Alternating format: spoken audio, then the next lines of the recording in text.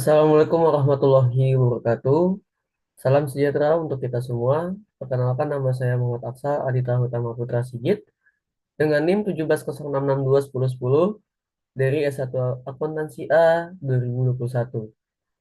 Untuk presentasi kali ini, saya akan mempresentasikan mengenai laporan praktik kerja lapangan atau PKL di semester 6 hingga semester 7 selama tahun 2024.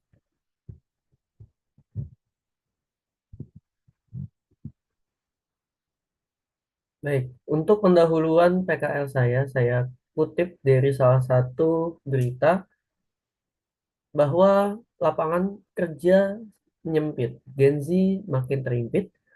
Nah, jadi untuk latar belakang yang saya ambil kali ini, saya ambil langsung aja kesimpulannya.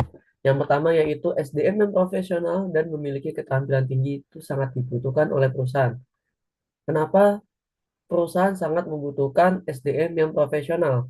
Biasanya perusahaan sangat membutuhkan SDM yang profesional dari segi kualitas maupun dari pengalaman atau bahasa lainnya jam terbang.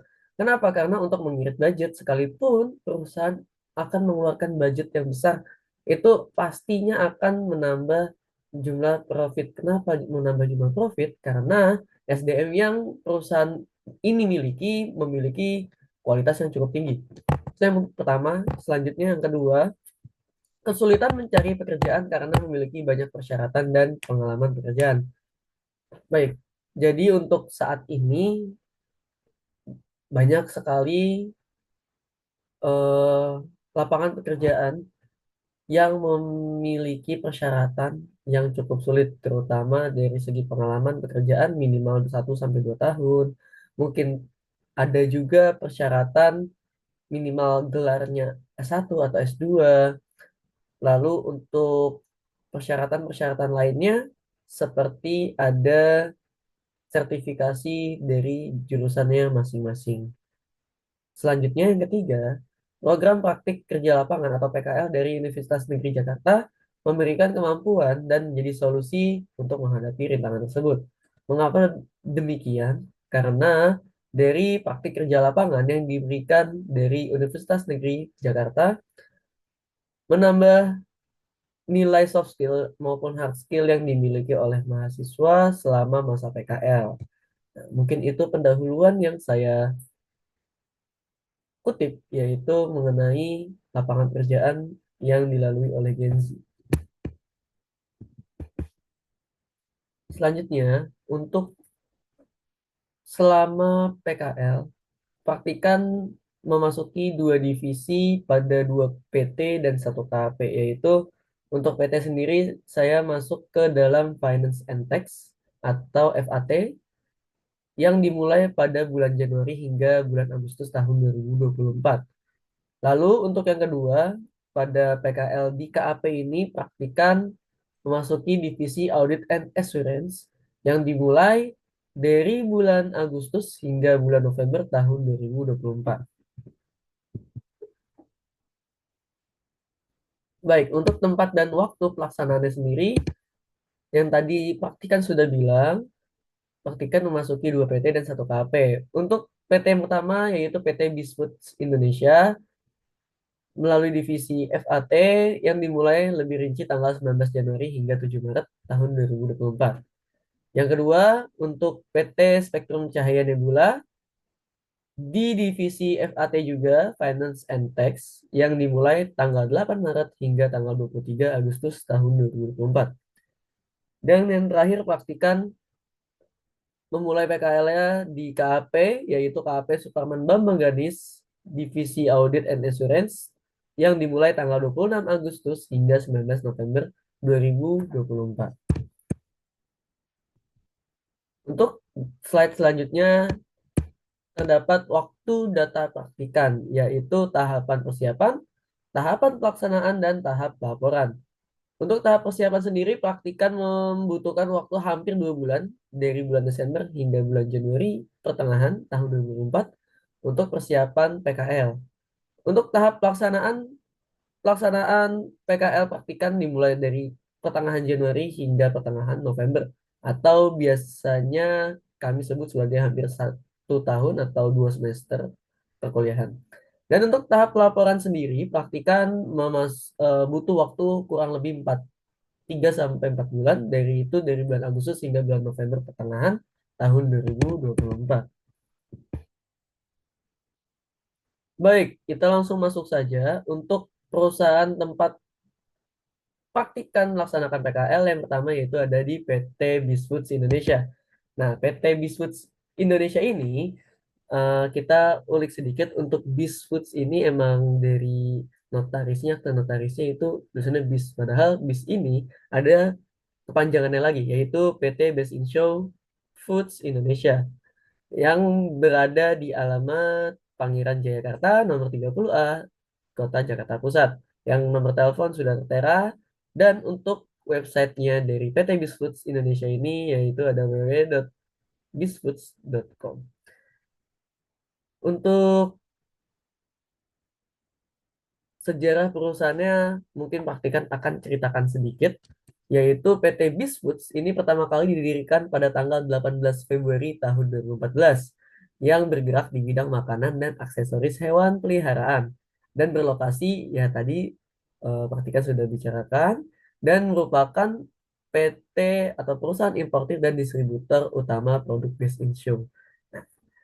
Selanjutnya, PT Bisfoods Indonesia ini yaitu merupakan perusahaan berskala nasional yang memiliki agen-agen dan distribusi produk di seluruh wilayah Indonesia, dimulai dari mall hingga ke toko-toko hewan yang biasa kita sebut dengan UMKM. Itu juga ada beberapa produk-produk dari Best in Show ini. Oke, selanjutnya visi dan misi perusahaan. Baik, untuk visi dan misi dari PT Bisfoods Indonesia ini, yang pertama kita bisa lihat dari visinya terlebih dahulu, yaitu menjadi perusahaan penyedia makanan, aksesoris, dan suplemen kesehatan untuk hewan peliharaan terbaik di dunia. Itu untuk visi dari PT Bisfoods Indonesia. Selanjutnya untuk misi dari PT Bisfoods Indonesia yaitu pertama, menyediakan makanan dan aksesoris untuk hewan peliharaan yang berkualitas dengan harga terjangkau. Yang kedua, menyediakan obat-obatan dan suplemen kesehatan untuk hewan peliharaan. Dan yang ketiga, membangun kerjasama yang saling menguntungkan dengan rekan bisnis. Dan yang terakhir, meningkatkan performa, kreativitas, dan pelayanan dari staf-staf kami sehingga tercipta kepuasan dari pelanggan. Nah, itu untuk visi dan misi. Tetapi ternyata yang saya ambil sedikit dari website resmi PT Bisfoods Indonesia ini, ternyata ada beberapa nilai utama yang biasanya itu diterapkan oleh para karyawannya sendiri. Di situ biasanya ada singkatannya PINTER, PINTER. Nah, P ini biasanya sebagai singkatan dari profesionalism. Ya, berarti karyawan ini harus bersifat profesional. Yang kedua ada I, yaitu integrity atau integritas. Berarti karyawan harus mengedepankan kejujuran atau biasanya disebut sebagai dapat dipercaya.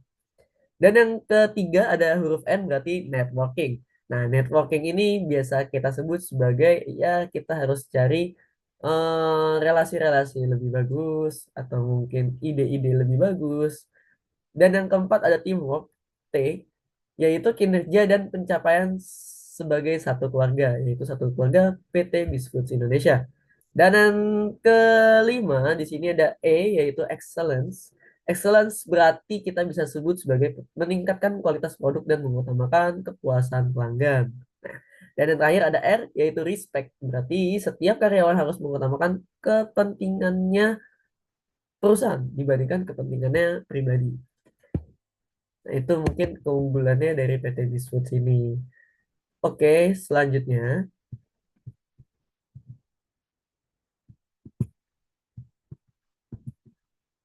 Di sini ada struktur organisasi perusahaan.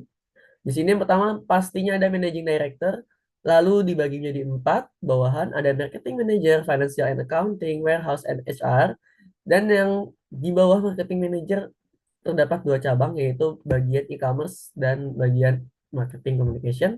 Lalu dibagi menjadi 2 lagi, ada social media marketing intern dan marcom and promotion intern. Selanjutnya, bidang kerja selama praktikan melaksanakan PKL di PT Bisfoods Indonesia. Yang pertama yaitu mengelola PPN masukan dan PPN keluaran, atau bisa disebut sebagai PPN masuk dan PPN keluar. Itu biasanya setiap beberapa minggu atau setiap ada beberapa transaksi yang biasanya nominalnya cukup besar, itu biasanya lebih ke highlight lagi di beberapa bulannya, itu biasanya jadi agak sibuk di bagian pengurusan PPN masuk dan keluar. Dan yang kedua, membuat surat jalan. Membuat surat jalan itu biasanya kalau kita terutama praktikan sendiri ingin mengirimkan barang dari tempat pengolahan hingga ke pasar atau dari pabrik pertama hingga ke kantor pusat. Nah, itu biasanya harus membuat surat jalan. Dan yang ketiga ada membuat laporan keuangan perusahaan. Laporan keuangan perusahaan itu biasanya dimulai dari dari jurnal umum, dari transaksi-transaksi juga ada, biasanya dikumpulkan terlebih dahulu. Jurnal umum mengikuti transaksinya hingga masuk ke laporan keuangan hingga ke jurnal penutup dan seterusnya untuk dibalik lagi di tahun berikutnya. Itu juga praktikan lakukan di PT Bismoods Indonesia. Dan yang keempat terakhir memasukkan transaksi dan rekap di Microsoft Excel. Oke, jadi untuk kegiatan yang terakhir ini ya memasukkan transaksi, karena ada transaksi-transaksi yang mungkin berupa dia ada pencatatan utang atau penambahan modal atau mungkin ada penambahan aset. Itu biasanya juga file pertama itu dari Microsoft Excel. Selanjutnya pada PT Bismoods Indonesia ini sebenarnya ada software, tapi software ini tidak boleh dipakai untuk anak internship. Jadi hanya untuk karyawan-karyawan di sana saja. Jadi untuk praktikan sendiri hanya bisa masuk maksimal itu di Microsoft Excel atau mungkin laporan-laporan eh, yang nggak terlalu rinci lah, itu bisa dibilangnya seperti itu. Baik, itu mungkin dari perusahaan yang pertama, yaitu PT Bisfoods Indonesia. Yang kedua, perusahaan yang kedua yaitu perusahaan yang mungkin cukup belum terkenal, yang disebut di sini ada namanya PT Spektrum Cahaya Nebula. Nah, karena praktikan memasuki praktiknya di perusahaan agensi, karena nama PT Spektrum Cahaya Nebula ini hanya PT eh, atasnya saja, nanti bercabang menjadi 4 agensi. Nah, agensi yang praktikan masuk untuk melaksanakan kegiatan PKL yaitu namanya rumput tetangga by Socialites. Jadi Socialites maupun rumput tetangga itu sama aja, yang tempat praktikan melaksanakan PKL. Tuh.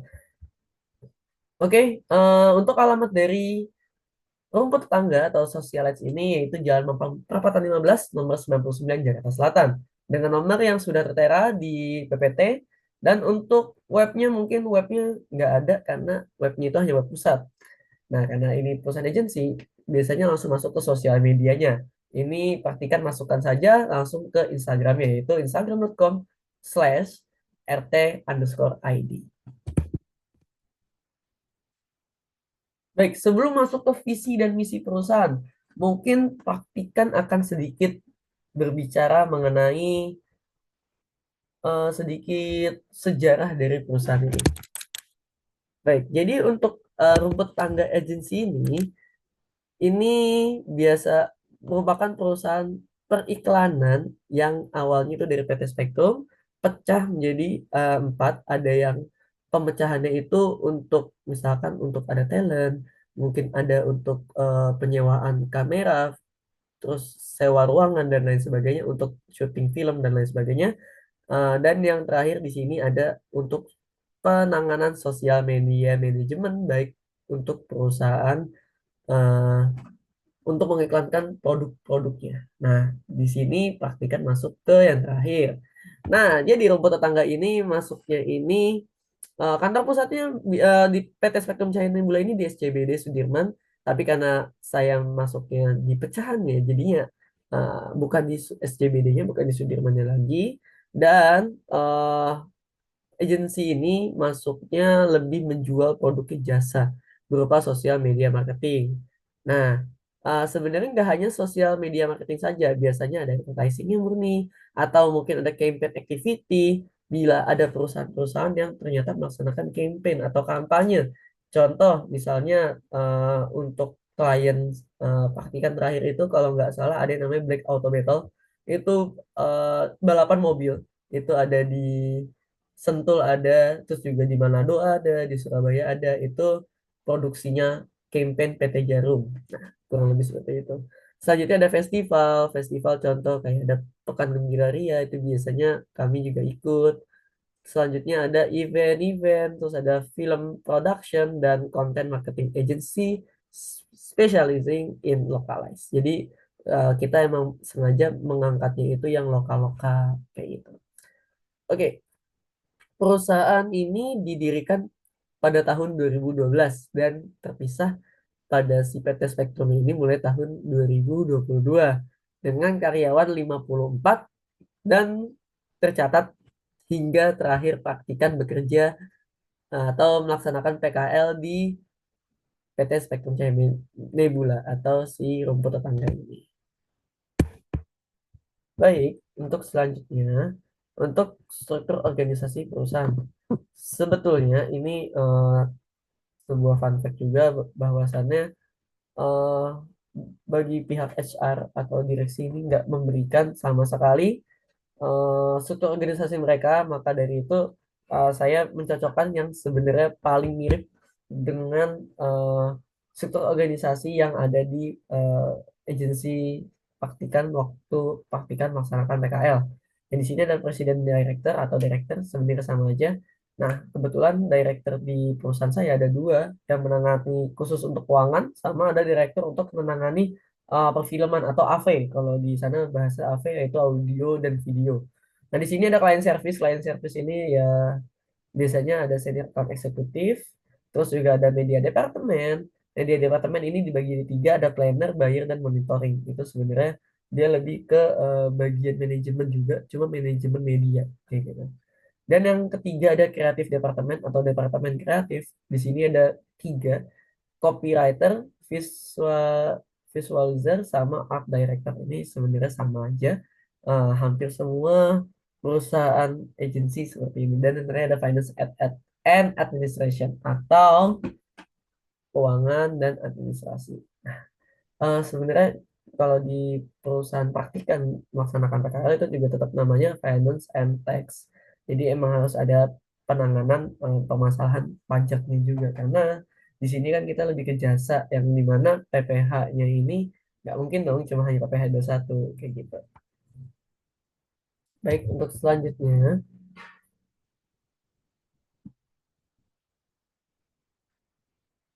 oke, untuk bidang kerja yang praktikan melaksanakan PKL di PT Spektrum Cahaya Nebula atau bertetangga agensi. Yang pertama yaitu merekapitulasi form purchase request tahun 2023. Jadi selama bulan Januari hingga bulan Desember tahun 2023, form purchase request ini nggak dilaksanakan. Form purchase request ini pastikan ingin klarifikasi bahwasannya form PR ini atau purchase request merupakan uh, lembaran atau mungkin bukti bahwasannya kayak seperti ada transaksi rem, reimbursement dan lain sebagainya itu juga masuk atau mungkin karyawan yang bahasa kasarnya nomboki uang ke talent, pembayaran talent untuk ibaratnya dilunasi terlebih dahulu, baru nanti ditumbalin pakai uang perusahaan. Sebenarnya konsepnya sama kayak reimbursement, tapi di sini ada perbedaan-perbedaan juga kalau misalnya ada di PT Spektrum Cahaya Nebula. Dan yang kedua, di sini ada rekapitulasi pajak perusahaan tahun 2023 full, yaitu ada PPh 21, 23, PPh final, 4 ayat 2, dan terakhir ada PPN, atau pajak pertambahan nilai, atau VAT. Dan yang ketiga ada di sini pastikan melaksanakan merekapitulasi rekening kartu kredit perusahaan tahun 2021 hingga tahun 2024. Jadi untuk perusahaan agensi ini memiliki kartu kredit yang cukup banyak ya berkisar 7 sampai 10. Yang dimana itu ganti-ganti dengan investor yang berbeda-beda juga harus kita cek-cek lagi dengan limit yang berbeda-beda. Lanjut, yang keempat, praktikan memasukkan data finance invoice untuk klien di web yang berkesinambungan dengan divisi lain sebagai tanda bukti. Ini biasanya kalau di perusahaan lain itu sebagai AR atau account receivable atau bahasa lain itu piutang. Itu juga sama aja sebenarnya. Masukin akun piutang, pokoknya seluruh kegiatan atau transaksi yang berkaitan dengan piutang, pastikan akan masukkan ke dalam webnya. Jadi itu eh, sebenarnya sama aja dengan memasukkan accurate karena webnya ini juga accurate online. Jadi pastikan melaksanakan accurate offline juga. Yang kelima ada memasukkan data finance invoice dari vendor di web yang berkesinambungan dengan divisi lain sebagai tanda bukti. Kalau tadi di poin nomor 4 finance invoice untuk klien itu sama dengan AR, berarti finance invoice dari vendor itu sama dengan AP atau account payable atau biasa disebut sebagai utang. Itu berarti akun transaksi-transaksi utang, pastikan masukkan keseluruhan ke dalam webnya itu, terutama accurate online, kurang lebih seperti itu.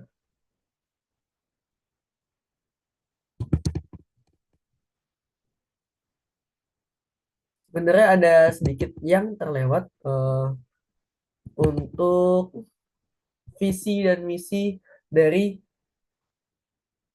si PT Spektrum Cahaya Nebula ini.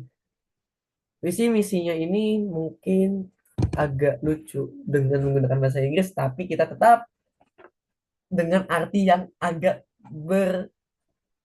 bertentangan, yaitu the best way to being vocal is doing local. Oke, di sini ada keterangan lebih lanjut. Adapt to meet the requirement of a particular area, yang dimana localize is not about we translate global trendjacking to Indonesian. It's about we put our heart to make relevant and contextual content with local value. Our secret recipe to localize our content.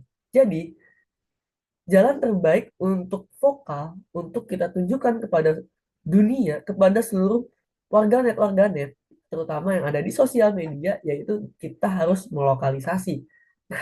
Di sini kita ada 4 cara untuk kenapa bisa kita kok tiba-tiba langsung melejit gitu.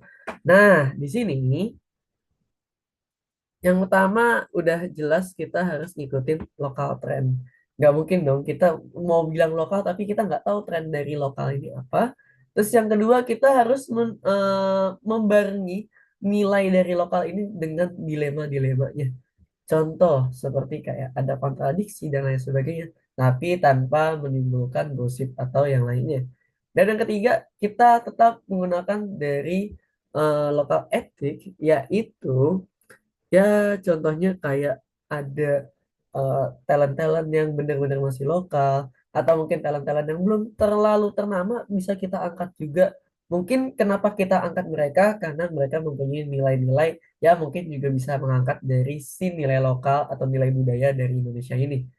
Yang terakhir udah jelas kita harus tetap berpegang teguh kepada culture atau budaya yang ada di Indonesia ini. Mungkin kita nggak bukan berarti kita lokal tapi kita nggak bisa bahasa Inggris atau mungkin kita nggak mau berpartneran dengan perusahaan-perusahaan asing. Sebenarnya mau. Tapi kenapa kita harus lihat lokal dulu? Kenapa? Karena Indonesia memiliki budaya yang sangat banyak, budaya, tren dan lain sebagainya yang dimana kalau misalkan kita tinggalkan itu akan menimbulkan kerugian yang cukup banyak. Apalagi ini negara kita, nggak mungkin dong kita nggak mau naikin derajat negara kita terlebih dahulu. Apalagi buat naikin perusahaan itu juga bisa dengan kita mengutip-utip aja langsung semua perusahaan eh, atau mungkin apa sih yang terjadi di negara kita ini, apa sih yang lagi ngetren, apa sih yang lagi ngehits, apa yang dibutuhkan oleh masyarakat itu bisa kita angkat dan kita jadikan ke dalam sosial media.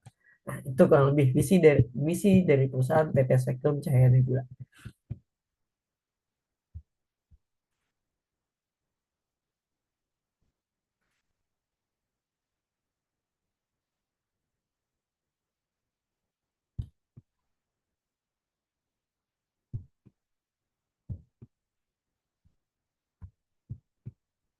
Oke, untuk perusahaan yang terakhir yaitu ada KAP atau Kartu Akuntan Publik Suparman Bambang Ganis yang beralamat di Jalan Pisangan Baru Tengah nomor 5 Jakarta Timur dengan nomor telepon yang sudah tertera dan untuk webnya di sini ada www.kpsbg.com. Selanjutnya, untuk visi dan misi perusahaan. Yang pertama di sini ada visi, yaitu menjadi kantor akuntan publik yang independen, profesional, dan memiliki integritas yang tinggi. Dan untuk misi di sini dari kantor akuntan publik Bambang Ganis, yaitu memberikan jasa profesional akuntan publik dengan kompetensi tinggi, integritas dan objektif dan sesuai standar profesional yang berlaku. Merekrut, mengembangkan dan mempertahankan staf profesional yang kompeten, integritas tinggi dan komunikatif. Memberikan value added bagi klien, staf profesional dan akuntan publik. Oke. Nah, di sini mungkin itu visi dan misi perusahaan dari KP Sutomo Danis. Selanjutnya yang ketiga ada struktur organisasi perusahaan. Yang pertama di sini yang paling tinggi jabatannya yaitu ada board of partner atau rekan. Lalu rekan ini dibagi menjadi empat, ada business development, service production, support and administration, dan terakhir ada research and development. Lalu untuk service production kita bagi menjadi lima, yaitu ada audit and assurance, ada information technology, ada accounting, ada tax, dan yang terakhir ada business consulting. Dan praktikan ini masuk ke bagian atau ke divisi audit and assurance. Selanjutnya untuk bidang kerja, yang pertama praktikan ini memasukkan laporan keuangan klien ke dalam software Atlas, yang dimana software Atlas ini software buatan Kemenkyu, karena itu biasanya digunakan untuk perusahaan yang tidak memiliki software sendiri. Maka dari itu praktikan memasukkan seluruh laporan keuangan klien ini ke dalam software Atlas. Dan yang kedua, mereka surat masuk dan surat keluar, karena di sini banyak banget surat masuk berupa CAJ, terus juga kita membuat surat keluar berupa PAJ, itu juga bisa juga. Dan yang ketiga, melakukan audit kinerja. Yang keempat, mendeteksi manajemen resiko. Kira-kira dari perusahaan klien ini, apakah ada resiko dalam jangka pendek, mungkin dari asetnya kah, atau mungkin dari peralatannya, dan lain sebagainya, itu kita nggak tahu. Dan yang kelima, membuat surat untuk klien. Itu biasanya kayak perjanjian untuk LAI final dan seterusnya, itu biasanya praktikan juga membuat surat tersebut. Baik, selanjutnya di sini ada dokumentasi untuk PT Bisfoods Indonesia. Di sini tertera yang paling kiri ada gambar lagi menginput pajak masukan dan pajak keluaran di tahun tertera. Terus yang kedua di sini praktikan memasukkan transaksi keuangan masukin ke dalam laporan keuangan. Biasanya praktikan masukkan ke dalam jurnal umum terlebih dahulu hingga ke jurnal penutup dan kita balik. Biasanya habis itu di akhir tahun kita rekonsiliasi. Selanjutnya yang di sini yang ketiga, praktikan ini kayak menginput klien-klien, itu biasanya input AR atau input AP juga biasanya ada di web tersebut. Selanjutnya untuk dokumentasi pada tape spektrum cahaya nebula, di sini ini banyak banget ada rekap form PR-nya. Biasanya itu rekap formnya itu dibagi jadi dua, yaitu bukti fisik sama buktinya itu non fisik. Kalau bukti fisik itu bisa ada kertasnya, ya mirip-mirip sama kayak bond atau mirip-mirip sama bond, cuma biasanya kita lebih percaya pada bukti non fisik. Kenapa? Karena kalau bukti fisik itu bisa cepat hilang dari segi tulisannya kalau sudah di atas 2 tahun, 3 tahun. Oke, terus yang di sini yang kedua, di sini ada webnya buat menyeimbangkan, atau kita biasanya ngasih tahu dengan via web ini lebih gampang dengan divisi-divisi lain selain divisi finance and tax. Itu biasanya banyak banget, kayak ada buat planner kayak tadi, terus juga mungkin buat direksi bisa melihat langsung tanpa harus bertanya atau mungkin harus ketemu langsung. Oke, eh, itu yang kedua. Selanjutnya dokumentasi lagi untuk PT Spektrum Cahaya Nebula. Di sini ada beberapa tagihan atau mungkin limit dari kartu kredit. Terus yang kedua di sini ada pajak, input-input pajak itu juga ada. Selanjutnya di sini ada dokumentasi selama praktikan melaksanakan PKL di PT Spektrum Cahaya Nebula. Nah, di sini ada 3 foto. Ya, mungkin ada yang rame, ada yang sepi. Kenapa ada yang rame dan sepi? Karena Biasanya buat divisi lain selain divisi finance itu masuknya mereka seminggu itu 3 kali, yaitu di hari Senin, Rabu, dan Jumat. Sedangkan untuk praktikan sendiri, karena praktikan ini masuknya ke divisi finance and tax atau FAT, nggak ada libur. Jadi masuk setiap hari Senin sampai Jumat dari jam 10 sampai hingga jam 6 sore. Seperti itu. Dan yang terakhir di sini ada dokumentasi praktikan selama melaksanakan program PKL di KP Suparman Bambang Ganis. Nah, di sini praktikan eh, biasanya masukkan atlas, lebih sering ke atlas, surat-surat itu bisa jarang. Ya, karena dengan klien yang banyak, dengan tools-tools atlas yang banyak, mungkin dalam waktu 3 bulan praktikan tidak cukup untuk melaksanakan kegiatan-kegiatan lain dan hanya cukup 4 saja. Oke, mungkin itu saja presentasi dari praktikan mengenai laporan praktik kerja lapangan atau PKL selama 2 semester atau hampir setahun yang praktikan lakukan dari semester 6 hingga semester 7. Mungkin kurang lebihnya mohon maaf. Wassalamualaikum warahmatullahi wabarakatuh.